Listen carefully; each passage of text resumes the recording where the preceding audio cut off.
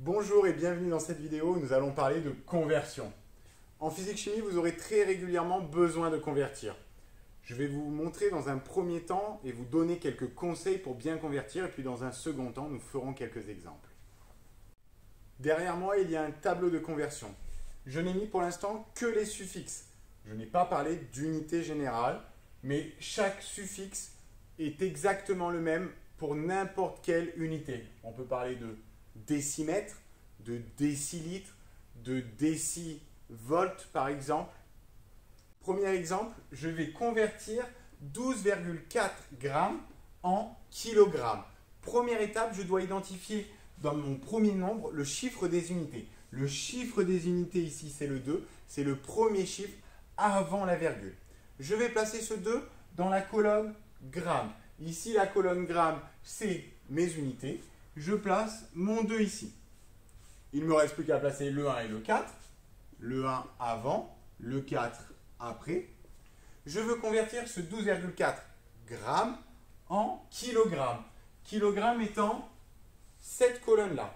Pour l'instant, il y a des colonnes vides. Je vais compléter par des zéros. C'est ma deuxième étape. Dernière étape, je vais placer une virgule à droite de la colonne dont je veux le résultat. Je veux le résultat en kilogrammes, je place ma virgule à droite de kilogrammes. Tac. Je n'ai plus qu'à lire le résultat. 0,0124.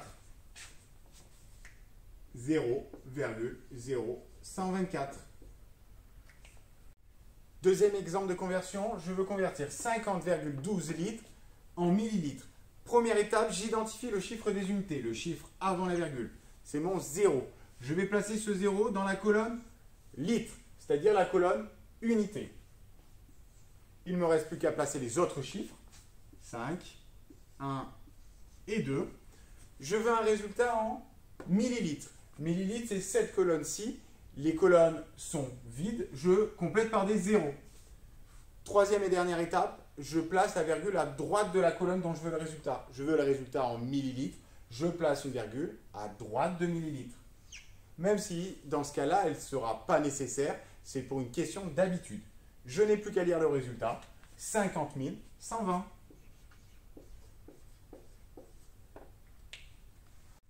Une autre méthode de conversion est possible, celle en utilisant les puissances de 10. Mais attention, vous ne pouvez utiliser celle-ci que pour convertir dans l'unité de base, ce qui est souvent le cas en physique-chimie. Prenons un exemple. Je veux convertir 46 km en mètres. Il suffit de remplacer le suffixe K par sa valeur de puissance, que j'ai notée ici en rouge. La valeur de puissance de K, c'est 10 puissance 3. Je vais donc faire 46 multiplié par la valeur de puissance, 10 puissance 3. 46 000 mètres. Et j'ai fini.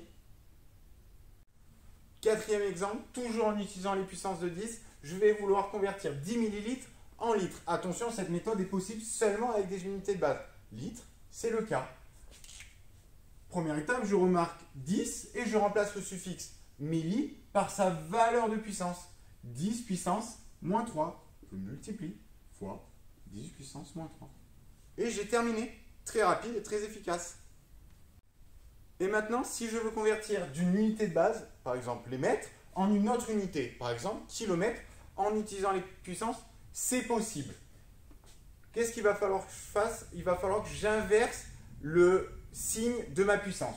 En exemple, 37, je mets la valeur de ma puissance kilo fois 10 puissance. Normalement, j'aurais dû mettre 3 par rapport aux exemples d'avant, mais j'inverse le signe, moins 3.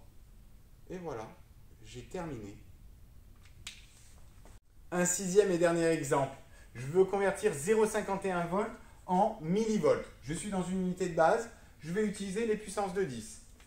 J'aurais écrit 0,51 multiplié par la valeur de la puissance de milli, c'est-à-dire 10 puissance normalement moins 3. Mais comme ici je suis parti d'une unité de base, je vais inverser le signe. 10 puissance plus 3. 10 puissance 3. Et voilà, j'ai déjà terminé cette conversion. Hyper rapide, hyper efficace. Merci d'avoir regardé la vidéo, j'espère qu'elle te sera utile.